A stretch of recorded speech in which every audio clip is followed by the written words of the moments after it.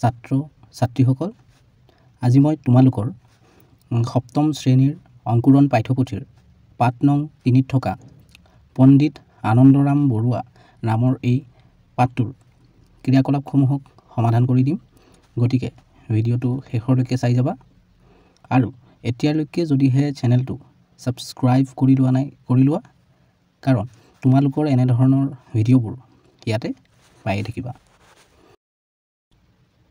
1 number ক্ৰিয়াকলাপটো দিয়া আছে যে পাঠটো শুদ্ধ আৰু স্পষ্টকৈ পঢ়া। তো তোমালোকে পাঠটো শুদ্ধকৈ আৰু স্পষ্টকৈ পঢ়িবা। 2 নম্বৰ ক্ৰিয়াকলাপটো দিয়া আছে যে উত্তৰ দিয়া। ক, খ, গ, ঘ তেনেকৈ 4টা প্ৰশ্ন দিয়া হৈছে, এইবোৰ আমি উত্তৰ দিব লাগে। ক প্ৰশ্নটোৱে সুধিছে যে আনন্দৰাম বৰুৱাৰ জন্ম ক'ত হৈছিল। ইয়াৰ উত্তৰ তোমালোকে লিখিবা আনন্দৰাম বৰুৱাৰ জন্ম উত্তৰ গুৱাহাটীৰ ৰজা দুৱাৰত হৈছিল। খ প্ৰশ্নটোত সুধিছিল যে তেওঁৰ পিতৃ মাতৃৰ নাম কি। ইয়াৰ উত্তৰ তোমালোকে লিখিবা যে তেওঁৰ পিতৃৰ নাম গৰ্গৰাম বৰুৱা আৰু মাতৃৰ নাম দুৰ্লভেশ্বৰী বৰুৱা। গ প্ৰশ্নটোত সুধিছিল যে আনন্দৰাম বৰুৱাই কলকাতাৰ কোন কলেজত নামভৰ্তি কৰিছিল। ইয়াৰ উত্তৰ তোমালোকে লিখিবা যে আনন্দৰাম বৰুৱাই কলকাতাৰ প্ৰেচিডেন্সি কলেজত নামভৰ্তি কৰিছিল। ঘ প্ৰশ্নটোত সুধিছিল যে আনন্দৰাম বৰুৱা ভাষা কলা সংস্কৃতি সংস্থা কিয় প্ৰতিষ্ঠা কৰিছিল। ইয়াৰ উত্তৰ তোমালোকে লিখি দিবা আনন্দৰাম বৰুৱাৰ স্মৃতি ৰক্ষাৰ উদ্দেশ্যে আনন্দৰাম বৰুৱা ভাষা কলা সংস্কৃতি সংস্থা নামৰ এই বৃহৎ প্ৰতিষ্ঠানটো প্ৰতিষ্ঠা কৰিছিল। 3 নম্বৰ ক্ৰিয়াকলাপটো দিয়া আছিল যে ABILSCৰ সম্পূৰ্ণ নামটো ইংৰাজী আৰু অসমীয়াত লিখা। ইয়াৰ উত্তৰ তোমালোকে লিখিবা ABILSCৰ সম্পূৰ্ণ নামটো ইংৰাজীত হ'ল Anandaram Barua institute of language art and culture Assam আৰু অসমীয়াত হ'ল আনন্দৰাম বৰুৱা ভাষা কলা সংস্কৃতি সংস্থা অসম। 4 নম্বৰ ক্ৰিয়াকলাপটো দিয়া আছে যে তলত দিয়া পুথিসমূহৰ পৰা আনন্দৰাম বৰুৱাই ৰচনা কৰা পুথিসমূহ বাছি উলিয়াই লিখা। ইয়াতে কিছুমান পুথিৰ নাম দিয়া হৈছে, যেনেকৈ কৌটিল্যৰ অৰ্থশাস্ত্ৰ, প্ৰাচীন ভাৰতৰ ভূগোল, তেনেদৰে নামঘোষা, উচ্চ সংস্কৃত ব্যাকৰণ তেনেদৰে। তো ইয়াৰ পৰা আমি এই পুথিবোৰৰ পৰা আনন্দৰাম বৰুৱাই ৰচনা কৰা পুথিসমূহ বাছি উলিয়াই লিখিব লাগে। তো কোনকেইখন পুথি ইয়াৰ ভিতৰত আনন্দৰাম বৰুৱাই ৰচনা কৰা পুথি, তো মই ইয়াতে বাছি দিম, তোমালোকে উত্তৰ দি পেলাই তোমালোকৰ বহীত লিখি ল'বা। প্ৰাচীন ভাৰতৰ ভূগোল, এই পুথিখন আনন্দৰাম বৰুৱাই ৰচনা কৰিছিল। তাৰপিছত ভুৱভূতিৰ মহাবীৰ চৰিত, তাৰপিছত ইংৰাজী সংস্কৃত অভিধান, উচ্চ সংস্কৃত ব্যাকৰণ, সৰস্বতী কণ্ঠাভৰণ, তাৰপিছত সংস্কৃত ভাষাৰ বৃহৎ ব্যাকৰণ, সংস্কৃত শিক্ষাৰ্থী সহস্ৰ। তো এইবোৰ পুথি আনন্দৰাম বৰুৱাই ৰচনা কৰা। 5 নম্বৰ ক্ৰিয়াকলাপটো দিয়া আছে যে আনন্দৰাম বৰুৱাই ICS পৰীক্ষাত উত্তীৰ্ণ হোৱাৰ পাছত বিলাতত হোৱা বয়সৰ বিতৰ্কত মি গ্ৰেণ্ট ডাফে দিয়া মন্তব্যটো নিজৰ ভাষাত লিখা। তো তোমালোকে এনেদৰে লিখিবা যে আনন্দৰাম বৰুৱাই ICS পৰীক্ষাত উত্তীৰ্ণ হোৱাৰ পাছত বিলাতত হোৱা বয়সৰ বিতৰ্কত মি গ্ৰেণ্ট ডাফে দিয়া মন্তব্যটো এনেধৰণৰ আছিল যে আমি এই সিদ্ধান্তত উপনীত হওঁতে ICS পৰীক্ষাৰ নিয়মাৱলীৰ ভিতৰুৱা উদ্দেশ্যলৈহে মন দিছোঁ, কিন্তু যিজন ছাত্ৰই সুদূৰ ব্ৰহ্মপুত্ৰ উপত্যকাৰ পৰা আহি ইমান প্ৰতিযোগীৰ মাজতো সুখ্যাতিৰে এই পৰীক্ষাত উত্তীৰ্ণ হ'ব পাৰিছে, তেখেতৰ আকাংক্ষাৰ বাটত আমি কোনো ধৰণৰ প্ৰতিবন্ধকতা হৈ থিয় দিয়া উচিত নহয়। তো তোমালোকে এনেদৰে লিখি দিবা। 6 নম্বৰ ক্ৰিয়াকলাপটো দিয়া আছিল যে আনন্দৰাম বৰুৱাৰ কৰ্মজীৱনৰ বিষয়ে কেইশাৰীমান বাক্য লিখা। তো ইয়াৰ উত্তৰত তোমালোকে লিখিবা ICS পৰীক্ষা পাছ কৰাৰ পাছত স্বদেশলৈ উভতি আহি তেখেতে পোনপ্ৰথমে শিৱসাগৰ জিলাত সহকাৰী মেজিষ্ট্ৰেট হিচাপে যোগদান কৰে।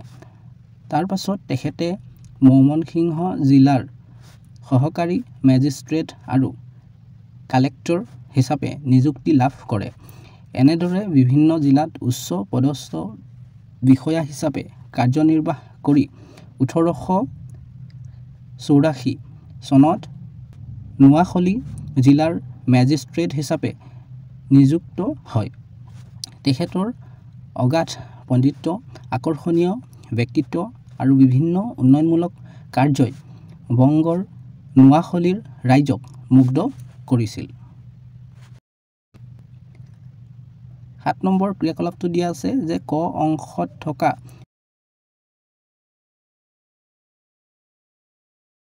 ইপিনে দিয়া আছে ক অংশ আৰু ইপিনে খ অংশ। আমি এই ক অংশৰ লগত খ অংশ মিলাব লাগে। যেনেকৈ প্ৰথমতে এইটো মিলাই দিয়া আছিলে অধ্যৱসায়, এইটো নেৰা নেপেৰাকৈ লাগি থকা কাৰ্য।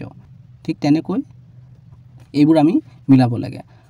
তো মই ইয়াতে যেনেদৰে মিলাই দিছোঁ তোমালোকে দেখিয়ে পাইছা ইয়াতে। তো ঠিক তেনেদৰে ভিডিঅ'টো ৰখাই পেলাই মিলাই ল'বা। এইবাৰ আহিছোঁ তোমালোকৰ 8 নম্বৰ ক্ৰিয়াকলাপটোলৈ, দলত ভাগ হৈ পাঠটো পঢ়া।